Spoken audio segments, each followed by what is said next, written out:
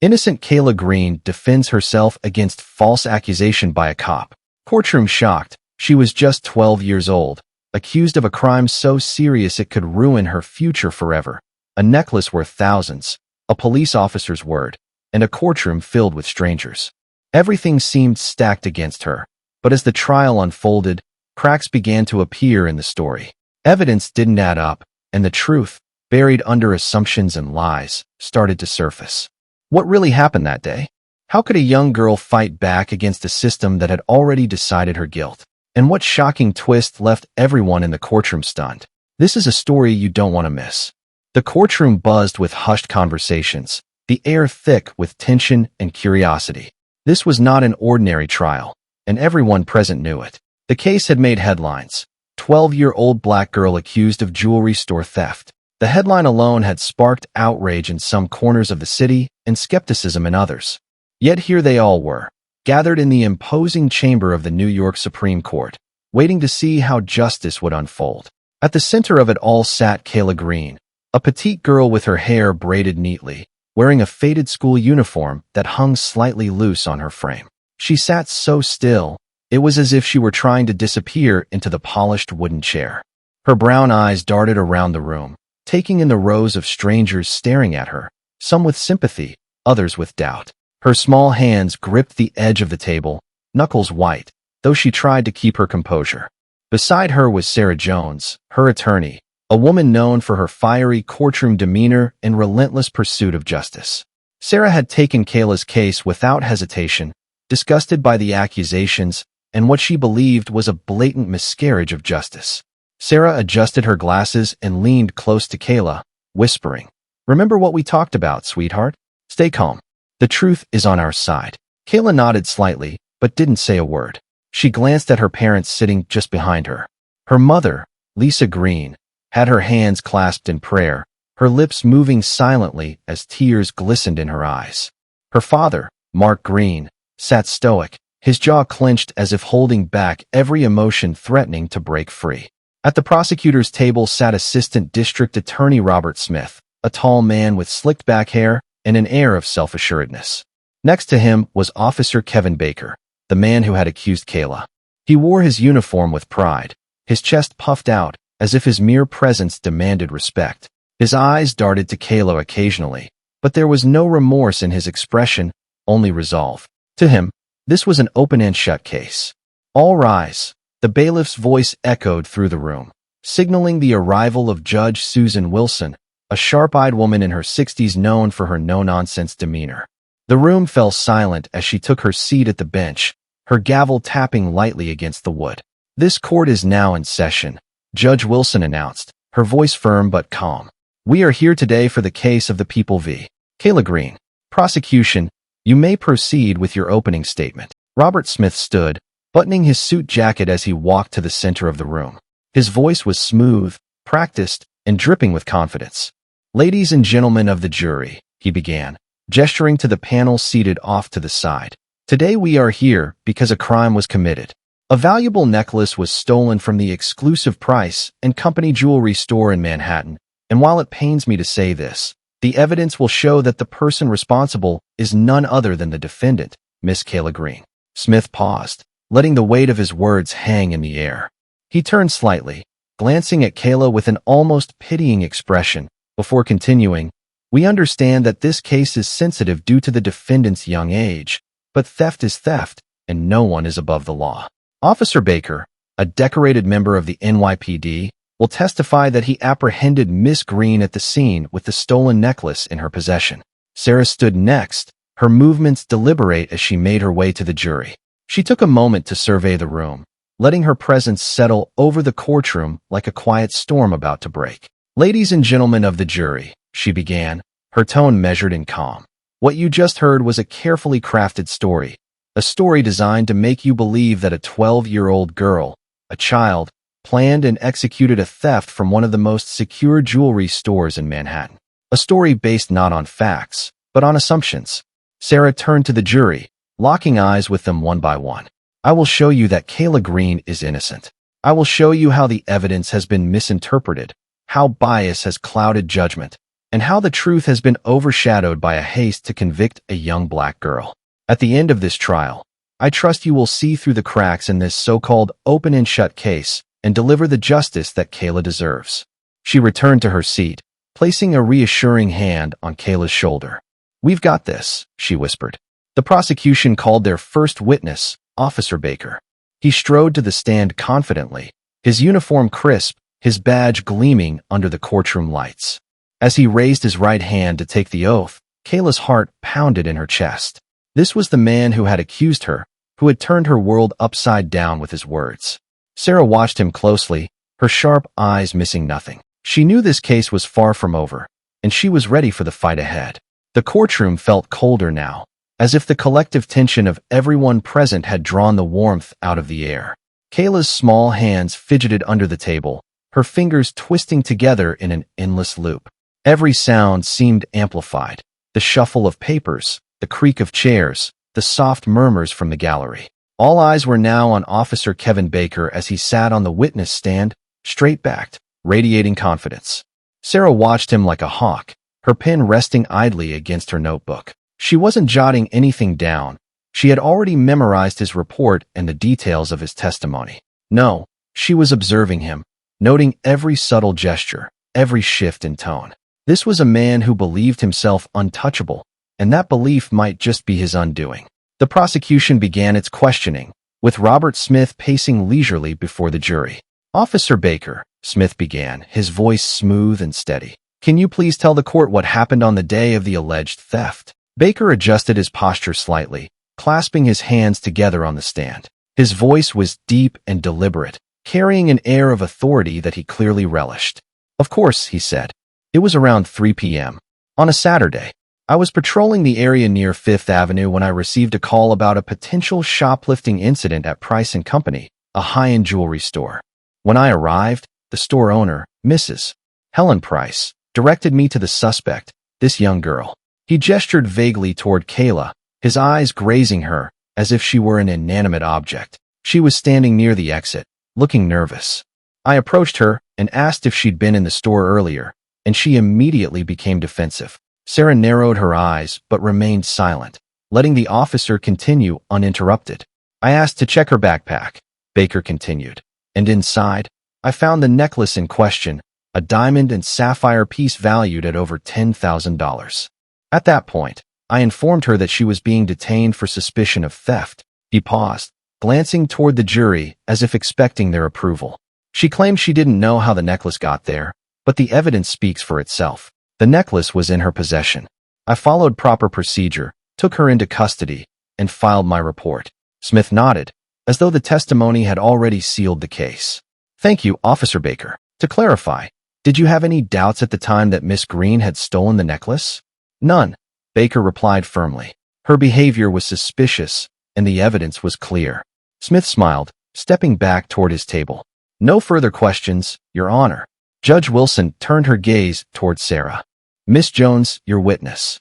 Sarah rose slowly, her heels clicking softly against the polished wood floor as she approached the witness stand. She stood there for a moment, just looking at Baker, her expression unreadable. The silence stretched, long enough to make him shift slightly in his seat. "Officer Baker," Sarah began, her voice calm but carrying an undercurrent of steel, "you testified that you followed proper procedure when you detained Kayla Green. Is that correct?" "That's correct," Baker replied, his tone steady.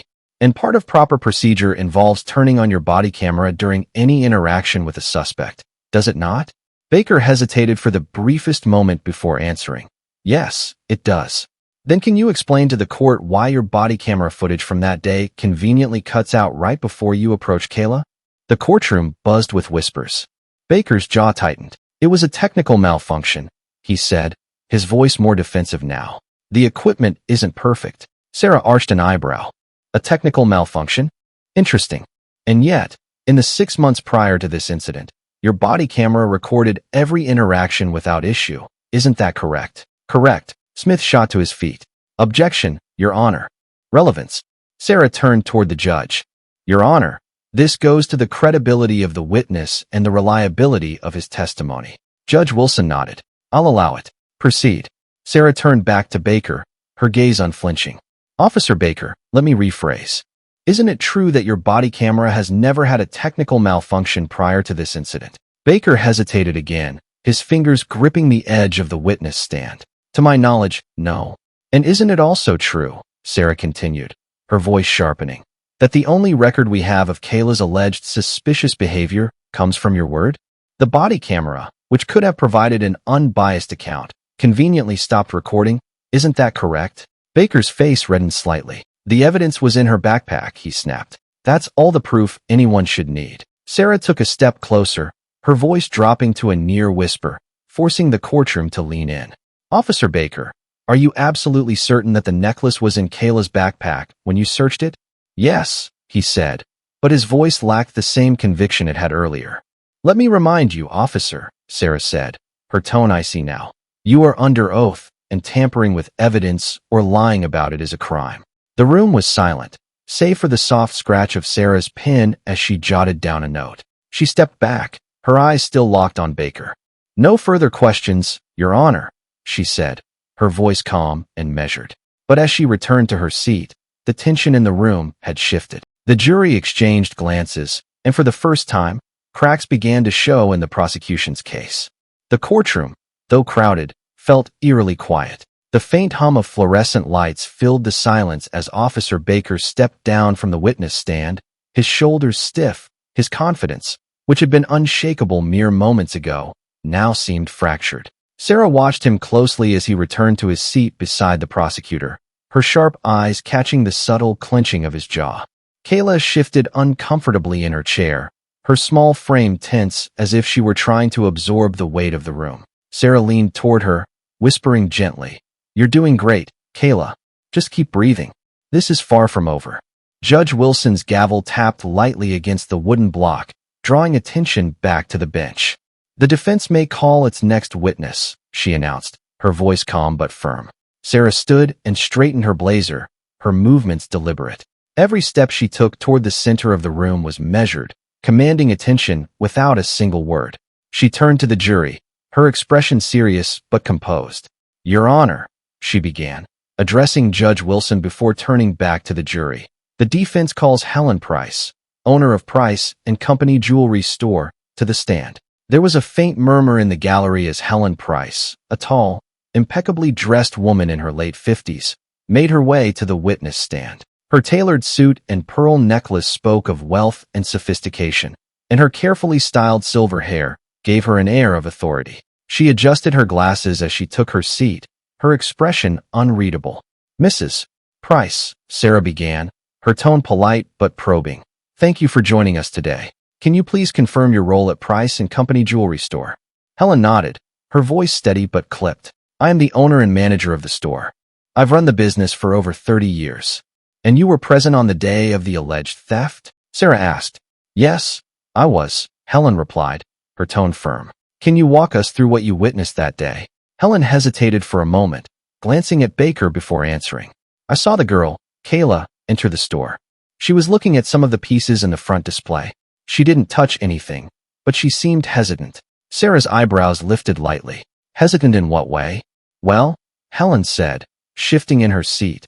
She was fidgeting, looking around nervously. "It seemed suspicious at the time." Sarah nodded, her tone remaining neutral. "And what happened next?" "I stepped into the back office to take a phone call," Helen explained. "When I returned, Officer Baker was already in the store, speaking with Kayla. He told me he'd found the necklace in her backpack." Sarah paused, letting the words hang in the air. Then she stepped closer to the witness stand, her voice soft but pointed. "Mrs. Price, did you personally see Kayla take the necklace?" Helen blinked, her composure faltering for a split second. "No," she admitted. "I didn't see her take anything. And yet, you called the police." "What?" Helen straightened her back, her voice defensive now. "Because Officer Baker insisted she was guilty. He said he had clear evidence, and I trusted his judgment." Sarah nodded slowly, her expression thoughtful. "So, just to clarify for the jury, your decision to involve the police was based entirely on Officer Baker's word. Is that correct?" "Yes," Helen replied reluctantly. Sarah turned slightly, addressing the jury directly. "Now, ladies and gentlemen, we've just heard that the sole eyewitness in this case didn't actually witness the alleged theft. Instead, The accusation rests entirely on the word of one man, Officer Baker, whose testimony has already been called into question. The gallery stirred, the weight of Sarah's words sinking in. Sarah turned back to Helen, her voice sharp now. Mrs.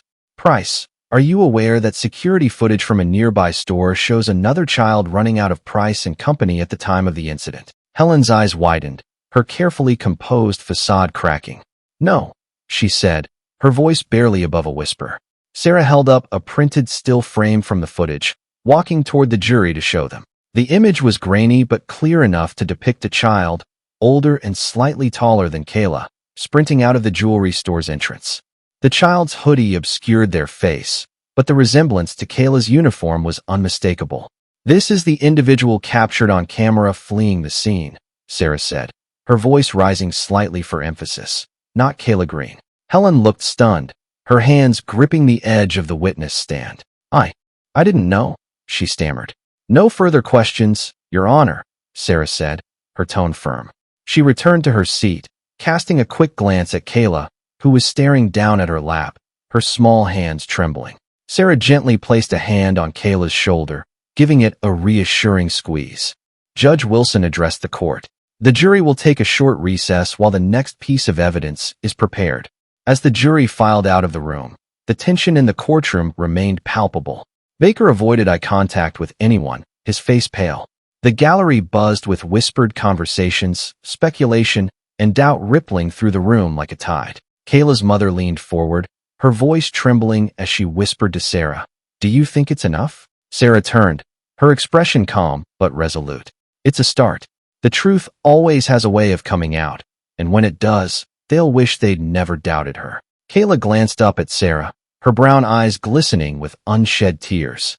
For the first time since the trial began, there was a flicker of hope. The courtroom reconvened after the brief recess, and as the jury returned to their seats, the atmosphere felt different, heavier almost. The weight of doubt had begun to seep into the prosecution's case, and every face in the room bore the subtle marks of unease.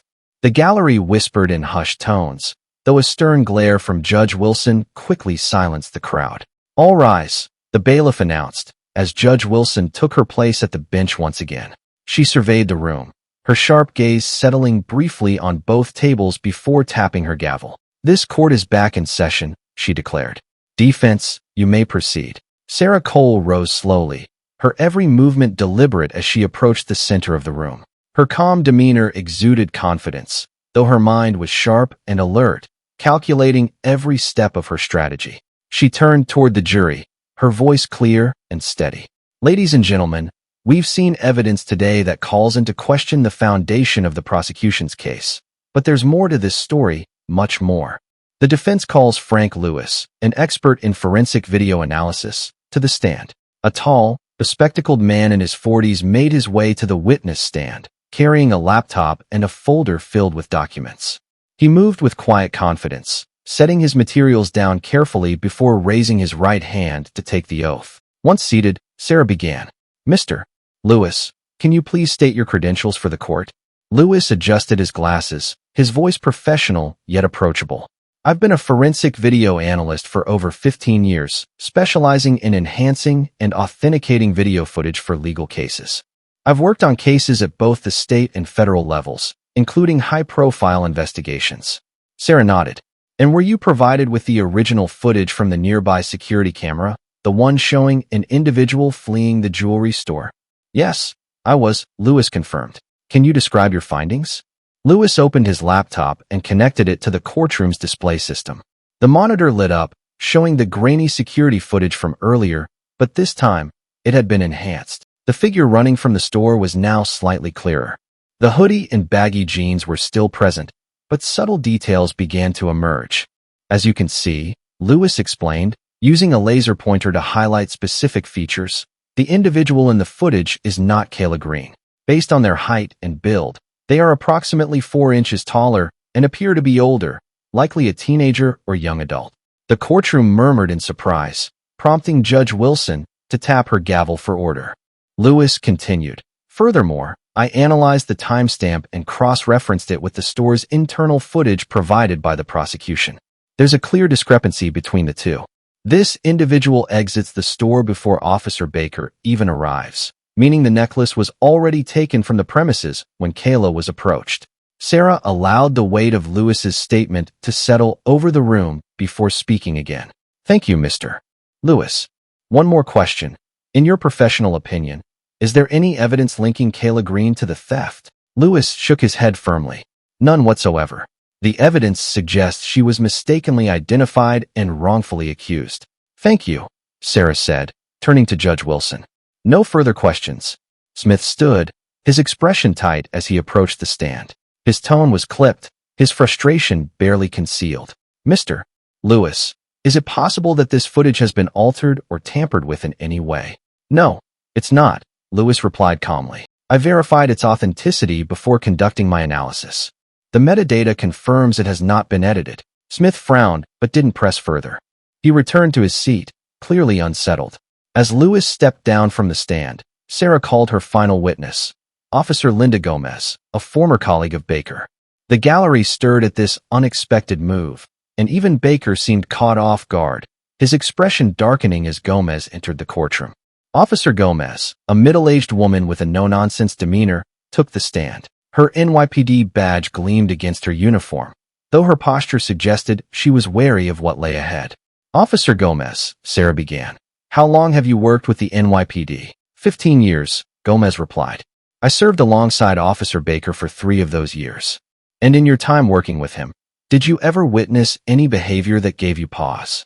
Gomez hesitated, glancing toward Baker, whose glare could have cut steel. She swallowed hard, but finally spoke. Yes. The courtroom erupted into murmurs again, and Judge Wilson's gavel came down sharply. Order. Sarah pressed forward. Can you elaborate, Officer Gomez? Gomez took a deep breath. Baker has a history of cutting corners. He's been known to make assumptions about suspects without thoroughly investigating. There were a few incidents where his actions were called into question, but they were dismissed as minor infractions. Minor infractions? Sarah repeated, her voice laced with incredulity. Can you give the court an example? Gomez nodded reluctantly. There was a case 2 years ago where he accused a young man of trespassing. It turned out the man lived in the building and was locked out of his apartment. Baker never verified his ID before detaining him. Sarah turned to the jury. Ladies and gentlemen, we now have testimony from a fellow officer that Officer Baker has a pattern of jumping to conclusions without proper investigation. Combined with the lack of evidence tying Kayla Green to this crime, it becomes clear that this case is built on shaky ground. As Gomez stepped down, Sarah addressed the court one final time. Your Honor, she said, her voice firm but composed. We've presented evidence that not only exonerates Kayla Green, but also calls into question the integrity of the investigation itself. Officer Baker's credibility is in doubt. The security footage does not implicate Kayla, and no physical evidence ties her to this theft. I urge the jury to consider the facts and deliver the only verdict that justice demands, not guilty. The jury sat in silence, their expressions a mix of shock and contemplation.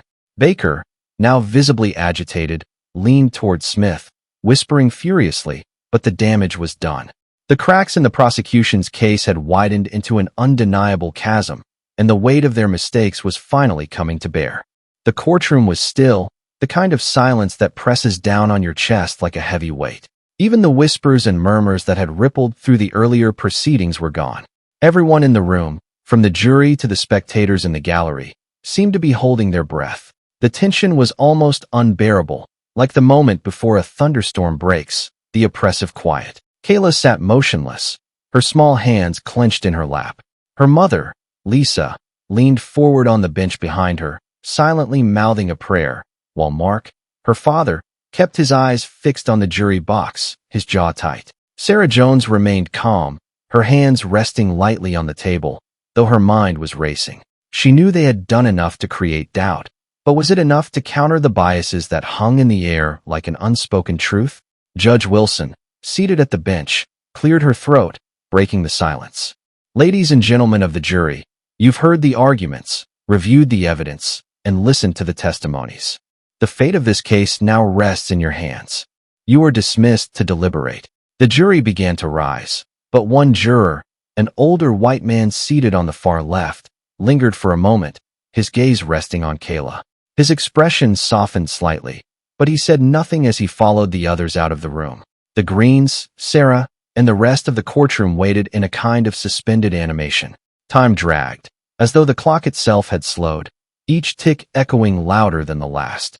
Kayla sat stiffly, her eyes fixed on the table in front of her, as if afraid to look anywhere else. Lisa reached forward, placing her hand gently on her daughter's shoulder. "You've been so brave," Lisa whispered, her voice trembling.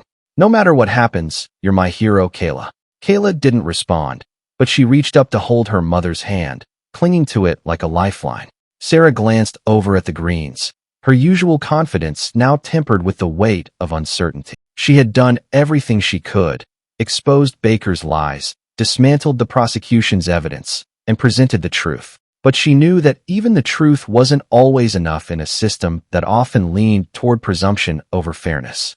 Across the room, Officer Baker sat rigidly, his face unreadable, but his clenched fists betraying his frustration. Robert Smith leaned toward him, whispering in hushed tones, likely advising him to stay composed, but the officer's jaw tightened with each passing second. After what felt like an eternity, but in reality was only 2 hours, the jury filed back into the room. Their faces were unreadable, a mix of stoic concentration and quiet resolve. The gallery leaned forward as one, the collective weight of anticipation nearly audible.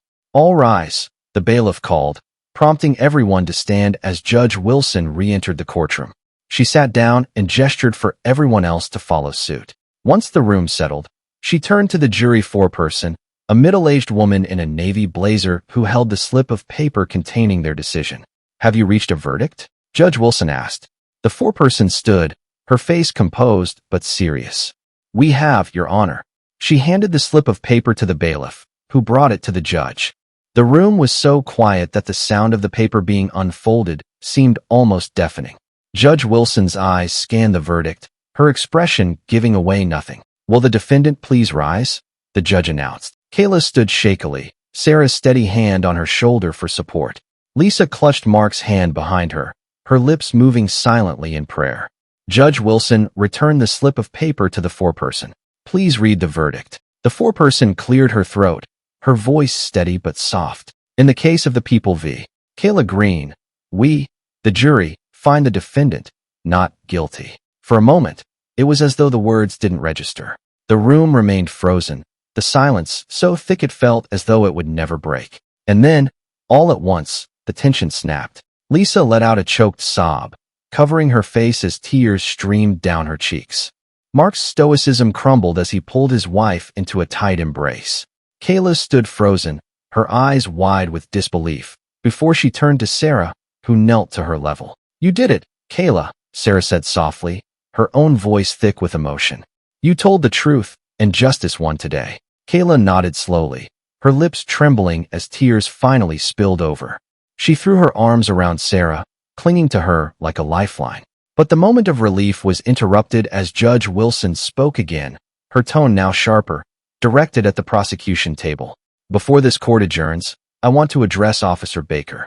Baker, who had been sitting stiffly, flinched at the sound of his name. He looked up, his face pale, but his jaw still set in defiance. "Officer Baker," the judge said, her voice icy, "this court has serious concerns about your conduct during this case.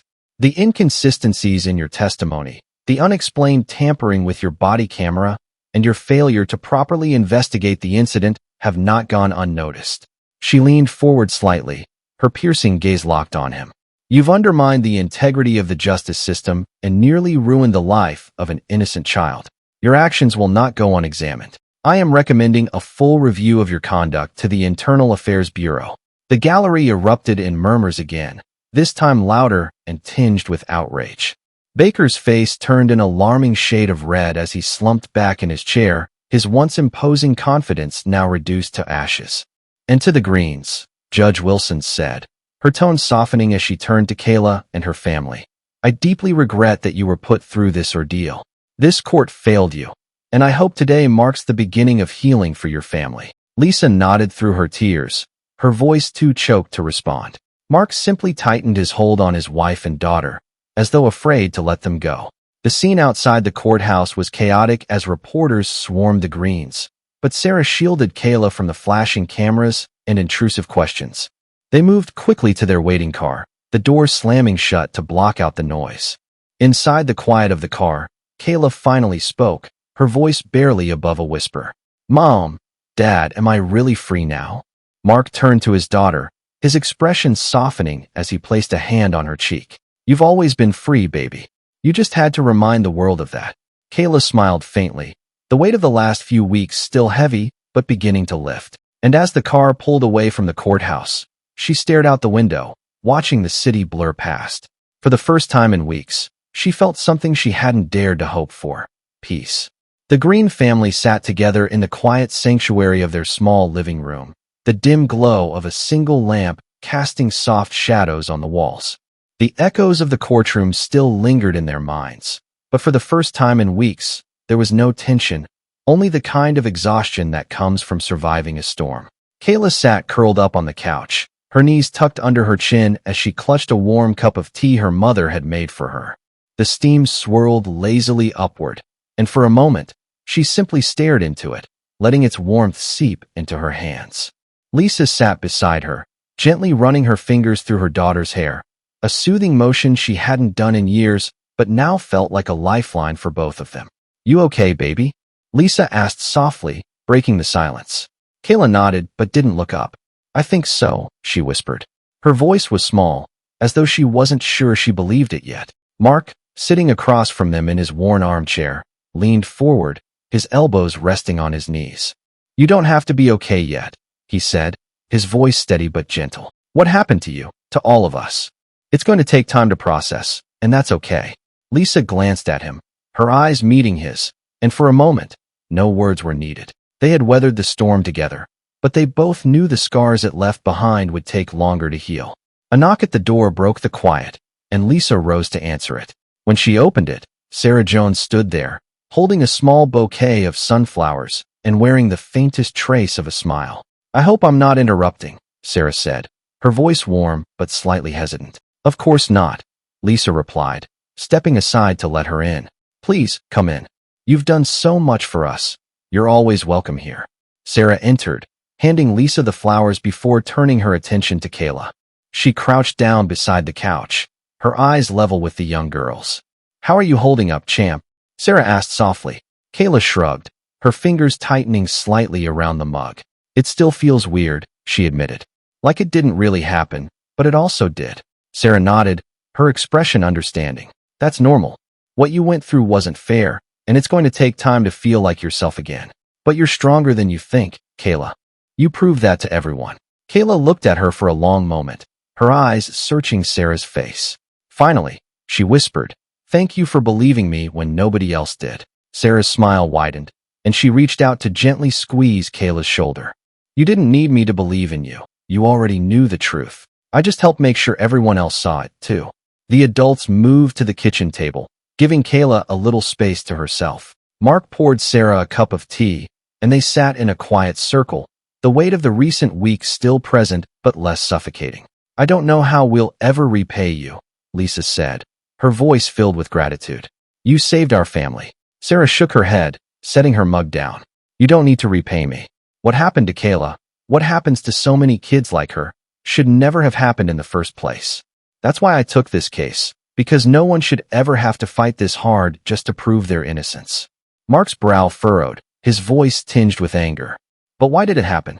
Why does someone like Baker get to ruin lives and walk away like nothing happened?" Sarah's expression grew serious, her hands clasping together. "He won't walk away," she said firmly. "The judge's referral to internal affairs is just the beginning. And cases like this, they don't go unnoticed anymore. The public is watching." Lisa nodded, her fingers tracing the edge of her mug. "But it doesn't feel like enough," she admitted.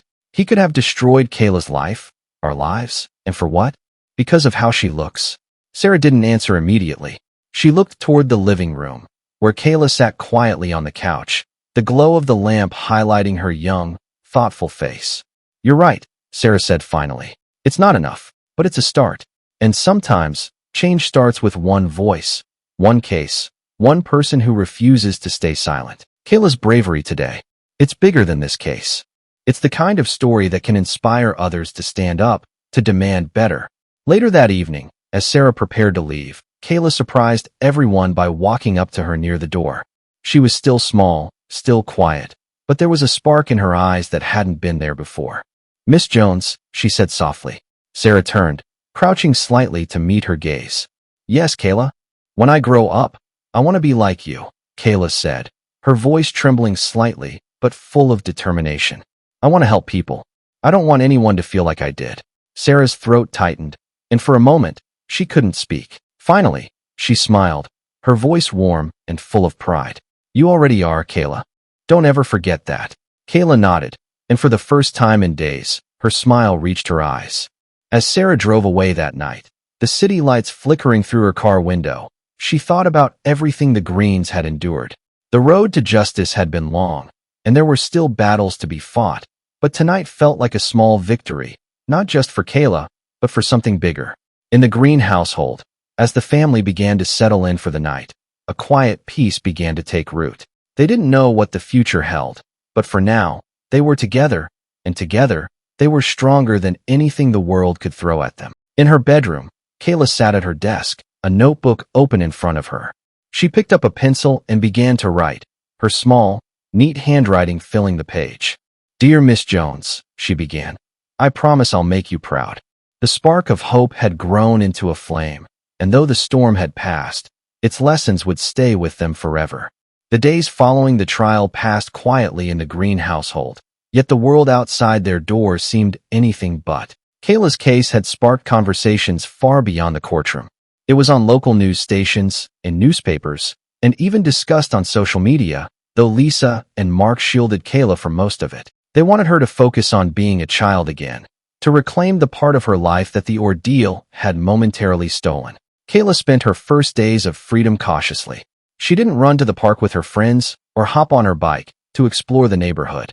Instead, she stayed close to home, her movements hesitant, as if she were still trying to convince herself it was safe to simply exist. Her parents tried their best to fill the house with warmth, laughter, and the kind of normalcy they feared might never feel the same again. Mark fixed up the squeaky porch swing, and Lisa baked Kayla's favorite cookies, oatmeal raisin, warm and gooey. But Kayla only nibbled on them, her appetite dulled by lingering anxiety. One crisp autumn morning, a knock came at the front door. Lisa answered it, surprised to see Helen Price, the jewelry store owner, standing on the porch. The older woman was dressed as impeccably as always, but her face bore an expression that was far removed from the haughty confidence she'd exuded in court. She looked tired, almost humbled, as she clutched a neatly wrapped box in her hands. "Mrs. Green," Helen began, her voice quieter than Lisa remembered. "I know I'm the last person you want to see right now, but may I come in?" Lisa hesitated, her maternal instincts warring with her desire to be gracious. "What do you want?" she asked, her tone cautious. "I'd like to speak with Kayla," Helen said, "and with you, if that's all right. I owe your family an apology." Lisa's eyes narrowed slightly, but after a moment, she opened the door wider and gestured for Helen to come inside. Helen stepped into the modest living room, her polished appearance starkly contrasting with the warmth and simplicity of the Green home. Kayla peeked out from the kitchen, her eyes widening when she saw Helen. She instinctively moved closer to her mother, gripping Lisa's arm tightly. "It's okay, sweetheart," Lisa said softly, crouching to meet Kayla's nervous gaze. "She just wants to talk." Helen approached slowly, her movements careful and deliberate. She knelt slightly, so she wasn't towering over Kayla, and extended the box toward her. "This is for you," Helen said. "It's not enough, not by a long shot, but I wanted to give you something, to show how deeply sorry I am." Kayla hesitated, her wide eyes flicking toward her mother for reassurance. Lisa nodded gently, and Kayla tentatively took the box, her small hands trembling slightly. She opened it to reveal a delicate silver necklace with a tiny sunflower pendant. It was beautiful, but Kayla's expression remained unreadable.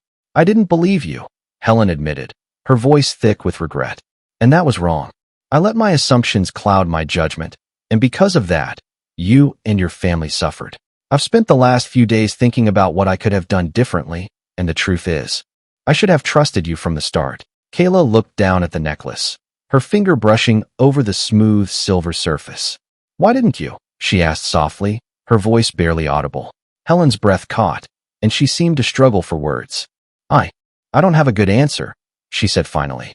"Maybe I was scared of losing my business, or maybe I just didn't want to see the truth about myself. Either way, I was wrong, and I'll carry that guilt with me for the rest of my life." Lisa watched the exchange with a mixture of emotions.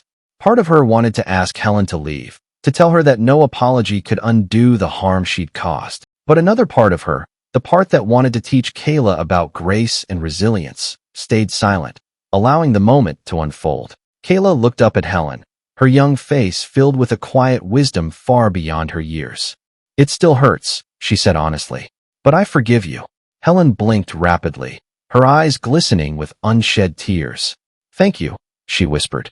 "You're a remarkable young lady, Kayla. I hope you know that." After Helen left, Kayla sat on the couch, turning the necklace over in her hands. "Do you think people can really change, Mom?" she asked, her voice thoughtful. Lisa sat down beside her, wrapping an arm around her shoulders. "I think people can change if they really want to," she said. "But change isn't just about words, it's about actions." Kayla nodded slowly, her fingers closing around the pendant. "I want to help people change," she said after a long pause. "Like Miss Jones does. I don't want anyone else to feel like I did." Lisa smiled, her heart swelling with pride. "You're already helping, sweetheart, just by being brave enough to tell your story." Word of Kayla's bravery had spread through their neighborhood, and soon, the Greens began receiving visits from friends, neighbors, and even strangers who wanted to show their support. A group of local parents organized a small gathering at the community center, inviting Kayla and her family to share their story in a safe, supportive space. At first, Kayla was nervous about speaking in front of so many people, but as she looked out at the familiar faces in the room, faces that smiled at her with warmth and encouragement, she felt a spark of courage. Standing on the small stage, she held the microphone tightly in her hands and took a deep breath. "I used to think that if you told the truth, people would believe you," she began, her voice trembling slightly. "But sometimes that's not enough. Sometimes you have to fight for the truth. And even though it was scary, I'm glad I fought." The room erupted in applause, and for the first time since the trial, Kayla felt a weight lift from her chest. She realized that her story wasn't just about what had happened to her. It was about what could change because of her. Later that evening, as the family sat together on the porch swing Mark had fixed, Kayla rested her head on her father's shoulder, the silver necklace glinting softly in the moonlight. "Do you think it's really over now?" she asked quietly. Mark wrapped an arm around her, his voice steady and reassuring. "It's over, baby. And no matter what comes next, we'll face it together." Kayla closed her eyes, letting the gentle creak of the swing and the warmth of her family's love lull her into a rare moment of peace. For the first time in weeks, she felt like a kid again, safe, loved, and ready to face the world. The weeks turned into months, and the storm surrounding Kayla's trial slowly began to settle. Though the media eventually moved on to the next big story, the ripples of what had happened continued to spread through the community and beyond. For the Greens, life began to regain a sense of normalcy, though none of them would ever forget the lessons learned in that courtroom. Kayla returned to school, her days no longer clouded by fear, but filled with cautious hope. Her classmates, once distant and unsure, now looked at her with admiration. Some of them approached her during lunch or after class, offering quiet words of support or asking her to share more about what happened. Kayla didn't always have the answers, but she listened, and in those small conversations, she realized she wasn't just healing. She was helping others find their courage, too. One afternoon, Kayla arrived home from school to find a letter waiting for her on the kitchen table. The handwriting on the envelope was neat and familiar, and her heart lifted when she saw Sarah's name in the corner. She carefully opened it and unfolded the letter, reading the words slowly. "Dear Kayla, I hope this letter finds you well. I wanted to let you know how proud I am of you, not just for the bravery you showed in court, but for the strength you've shown in the days since. Cases like yours remind me why I became a lawyer in the first place, and people like you remind me why the fight for justice is worth it. You may not realize it yet, but your story has the power to change lives. You've already inspired me, and I know you'll inspire so many others. Never forget that your voice matters, Kayla. Keep using it. The world needs more people like you. With admiration, Sarah J." Kayla smiled as she folded the letter, her chest swelling with a quiet pride. She placed it carefully in her desk drawer, knowing she'd read it again on the days when doubt tried to creep back in. As time passed, Kayla's life began to blossom in ways she never expected. Inspired by her experience, she started a small group at her school called Voices for Change, where students could share their stories and work together to address issues of fairness and equality. The group grew quickly, attracting kids from all backgrounds who wanted to make a difference in their community. Kayla also found herself invited to speak at local events, where she told her story, not with bitterness, but with hope and determination. Her parents, always standing by her side, watched with pride as their daughter's voice became a beacon for others. Officer Baker didn't escape the consequences of his actions. The Internal Affairs investigation uncovered a troubling pattern of misconduct in his past, and he was ultimately dismissed from the police force. Public outcry over his behavior prompted local leaders to call for increased accountability within the department, leading to policy changes that aimed to prevent similar incidents in the future. Though Baker's dismissal didn't erase the pain he had caused, it served as a reminder that justice, while not always swift, could still be served. One evening, as the sun dipped low on the horizon, Kayla and her family gathered on the porch. The swing creaked softly as Kayla sat between her parents, her head resting on her mother's shoulder while her father gently rocked the swing with his foot. The silver sunflower necklace hung around Kayla's neck, catching the last rays of sunlight. "Do you ever think about what would have happened if we didn't fight back?" Kayla asked quietly. Lisa wrapped an arm around her daughter, her voice steady and warm. "Sometimes. But we did fight back, and that's what matters. You showed everyone that the truth is worth standing up for." Mark nodded, his deep voice filled with pride. "And you didn't just fight for yourself, Kayla. You fought for everyone who's ever been told they don't matter. That's a powerful thing." Kayla closed her eyes, letting their words settle over her like a blanket. She wasn't just the girl who had been falsely accused anymore. She was something more now. Someone stronger, someone braver, someone who had turned pain into purpose. As the first stars began to appear in the night sky, Kayla felt a sense of peace she hadn't known in months. The road ahead wouldn't always be easy, but she knew she wouldn't face it alone. With her family by her side and the lessons of her journey etched into her heart, she was ready for whatever came next. And in the quiet of that evening, with the warmth of her family surrounding her, Kayla realized something simple but profound. She wasn't just free from the weight of false accusations. She was free to dream, to grow, and to be whoever she wanted to be. The storm had passed, and now the horizon was hers.